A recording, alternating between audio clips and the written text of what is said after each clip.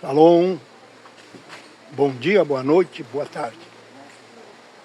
Por que eles usam o termo nova ordem mundial? Ela foi copiado da Bíblia. Nós podemos afirmar que Satanás ele não produz nada, ele copia, porque ele tem um desejo descontrolado de ser como Deus, entenderam? E isso tudo que eu estou falando é bíblico, né? A Bíblia Sagrada, ela nos mostra isso, né? Nos mostra, nós estamos aqui apreciando, está ali o Fritz, não dá para ver, né? É um jacarezinho que tem aqui. E a Bíblia Sagrada prova isso. Então, no livro do Apocalipse, no capítulo 19, versículo 5, se não me falha a memória, está escrito assim, ó. A Bíblia diz assim, Deus diz assim: eis que eu farei nova todas as coisas. Ali fala do ato final, quando o Senhor fará nova todas as coisas. Vai passar pelo fogo e vai fazer novos céus, novas terras, e vai mudar a mordomia do mundo, a maneira como ele domina o mundo, corrige o mundo, trabalha no mundo, produz no mundo. Então Deus vai ter um controle total, porque ele vai ali exterminar o pecado. Houve ali um julgamento final, ele acabou com a morte, acabou com o pecado, acabou com Satanás, mandou todo mundo para o lago de fogo, o inferno também, e aí ele faz nova todas as coisas. Esse termo, nova todas as coisas, ligado também ao reino de Cristo do milênio, que é 1000 anos, levou Satanás a imitar a Deus. Então, no ano de 1778, é a época da Revolução Francesa, sociedades secretas começaram a trabalhar em prol da criação de um mundo diferenciado, um mundo em que quem dominasse, quem viesse a mandar no mundo, fosse Satanás, entenderam? Eles queriam que quem dominasse no mundo fosse Satanás.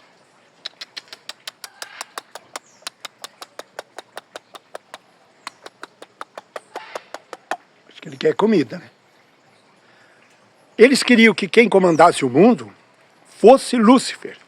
Então, como eles já haviam produzido a Revolução Francesa, tem historiadores que provam isso, a Revolução Francesa ela foi elaborada, organizada, pensada racionalmente, através de pessoas ligadas à burguesia e ligadas também às sociedades secretas.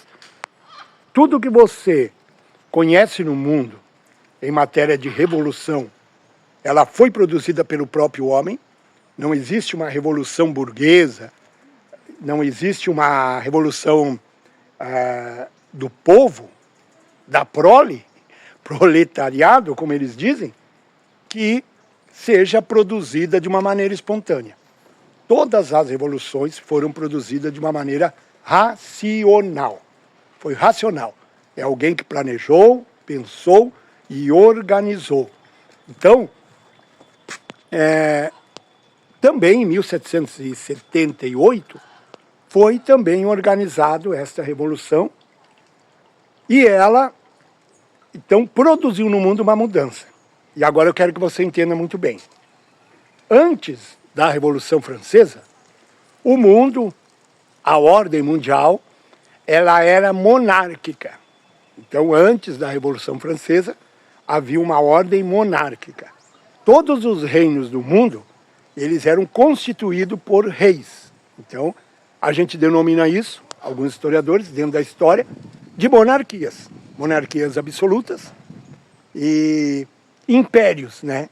Quando uma monarquia, um rei dominava sobre vários reis, ele se tornava rei dos reis. E no caso de Roma, eles chegaram a uma república. Então essa república era monárquica, mas eles dividiam ali o poder dividiam o poder, nosso amigo lá, eles dividiam o poder com senadores. Então, Roma passou por esse estágio.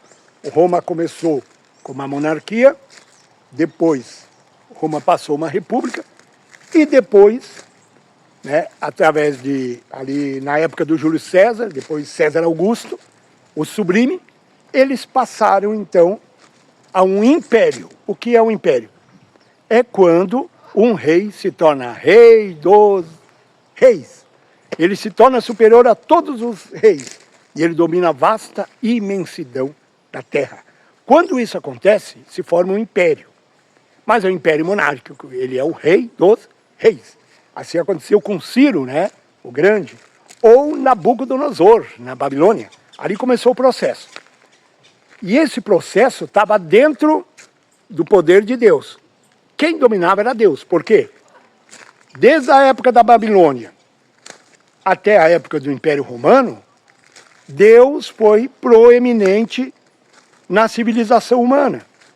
Quando você estuda história, lá que teu professor explicou para você lá no 6º ano, ou 6ª série, né? Como você queira, eles diziam que a história era dividida em história antiga e história moderna. A modernidade, o divisor de águas, o que dividiu as águas, foi exatamente a Revolução Francesa. Então, antes da Revolução Francesa, agora eu quero bater nessa tecla para que você entenda, o mundo era monárquico. Então, essa velha ordem mundial foi criada por Deus, lá em Gênesis, para conter a violência humana, para que o homem pudesse obedecer, né, a uma lei. Tem ali o Código de Hammurabi, que todo mundo conhece. Ele não é uma criação puramente humana, porque já havia decreto de Deus de que quem pecasse morreria. Quando Moisés fez a lei, anos depois de Hammurabi, ele estava ali colocando a vontade de Deus para a vida humana, né? Que houvesse uma lei que contivesse o pecado que está dentro de nós. Entenderam? Então, como Deus não conseguia controlar o homem, ele criou monarquias absolutas que acreditavam que eram dominadas por ele. Todos os reis da antiguidade, eles diziam, foi Deus que me colocou. Claro que, no caso dos pagãos, eles diziam que era Deus, mas não era o Deus de Abraão. Mas eles diziam que era Deus que colocou eles. Depois da Revolução Francesa, houve o divisor de águas. Aí houve o divisor de águas. E o que aconteceu? O ser humano passou, então, a dizer que Deus não existia. Ali passou a ser um Estado laico, e esse Estado laico, ele tirou Deus da cadeira, da cátedra, que Deus ali dominava, e Deus passou a ser a segunda pessoa, porque quem sentou na cadeira foi o homem. Então, a Revolução Francesa, criando ali a democracia, influenciada por sentimentos ocultistas, esotéricos, por ensinamentos pagãos e influência demoníaca, ela disse que, a partir da Revolução Francesa, o Estado era laico. O governo era laico. Deus seria figura secundária. A prioridade era o homem.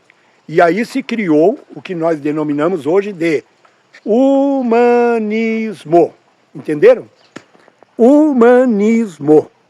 Então, esse humanismo, ele coloca o homem hoje como a primazia da criação.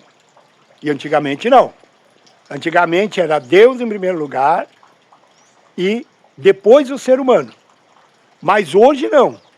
Hoje é em primeiro lugar o homem e Deus, ele está sendo aos poucos retirado do meio da organização e da civilização humana. Então, isso constituiu uma nova ordem das coisas. A primeira ordem, monarquia.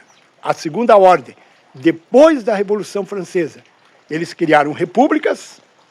Essas repúblicas federativas se denominaram países, e esses países eles colocaram que deveriam ser estados laicos. Então, a partir da Revolução Francesa, se criou um processo que nós denominamos de estadismo. Esse estadismo, ele retirou Deus da cadeira principal do governo humano e criou uma nova ordem das coisas. Então essa é a segunda ordem mundial. Quando as sociedades secretas criaram um plano de domínio mundial através da economia, né, eles dividiram em 13 famílias, se dividiram em 13 famílias, cada uma delas deveria dominar uma área, e as pessoas que dominavam na área econômica, né, as pessoas que dominavam na área econômica, essas pessoas deveriam criar um dinheiro forte, queria centralizar o mundo em cima de um consumismo e de uma ordem econômica que eles denominariam de capitalismo e depois de socialismo. Então o mundo hoje, depois da Revolução Francesa, ele é dividido entre capitalismo e socialismo. O mundo, depois da Revolução Francesa, ele não é mais dominado por monarquias, regimes monárquicos. Ele é dominado por países, e esses países todos têm um regime, né, igual, que ele é dividido entre poder da esquerda e da direita, capitalista, socialista. Essa é uma nova ordem mundial que foi criada a partir de 1778. Eu procurei ser didático. Foi difícil porque eu estou aqui do lado desse bicho catinguento, cachorro do mato. Olha aqui, ó.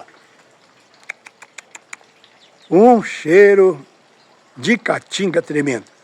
E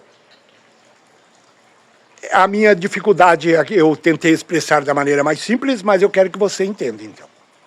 Primeira ordem mundial foi criada por Deus. Segunda ordem mundial, criada pelo homem. Agora vem a terceira ordem mundial. Só para você se situar e lembrar o que é a segunda ordem, quando eles criaram os Estados Unidos, eles colocaram aquelas famílias, que faziam parte ali das 13 famílias, que vieram para a América para criar esse plano de domínio e redenção da velha ordem de Deus e criar uma nova ordem mundial. Eles então colocaram como símbolo principal uma pirâmide, e essa pirâmide era incompleta. Acima dela havia um olho, que eles denominam o olho que tudo vê, que é exatamente o deus Horus, o deus que eles seguem, que representa o próprio Lúcifer. E esta nova ordem mundial, eles colocaram como nova ordem dos séculos. Está aqui. Essa nova ordem, esse símbolo, ele veio para mostrar para todas as pessoas do mundo, principalmente a elite mundial, presidentes, milionários, bilionários, que acima deles tem um líder, né, esse líder de luz, a qual nós sabemos que é Lúcifer, que domina as nações. Então, todas as nações que foram criadas depois de 1778, elas foram regidas por Lúcifer. Por isso que, quando tiver o julgamento das nações, todos esses países irão decair. Deus vai destruir. Então, Brasil, Israel, França, Estados Unidos, Grã-Bretanha, Escócia, tudo que você imaginar vai ser destruído. Só ficará aqueles que faziam parte da velha ordem mundial. E agora nós teremos então uma nova ordem mundial, uma nova ordem das coisas, que eles estão planejando. Começaram ela depois da Revolução Francesa e hoje eles já estão concluindo ela.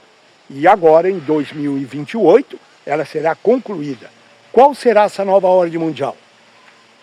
A primeira ordem mundial era Deus querendo dominar o mundo, a vida do homem, e ensinar como o homem deveria viver. Foi rejeitado. A segunda ordem mundial é o homem tentando dominar sobre o homem. Essa ordem não deu certo. Eles mesmos fizeram com que não desse certo. Vai haver um hecatombe, uma guerra mundial, capitalismo e socialismo, eles foram reprovados, e todo mundo vai voltar a desejar de novo uma monarquia. Agora, uma monarquia que vai ser a nova ordem mundial, dominada por Lúcifer. Então, aí que vem o reino do anticristo, a qual ele é um tipo de Cristo, imitando a Cristo, e ele vai dominar no mundo sobre o poder do pai dele, que é Satanás, que a Bíblia chama de dragão, ali no livro do Apocalipse, capítulo 13, e quando ele dominar no mundo,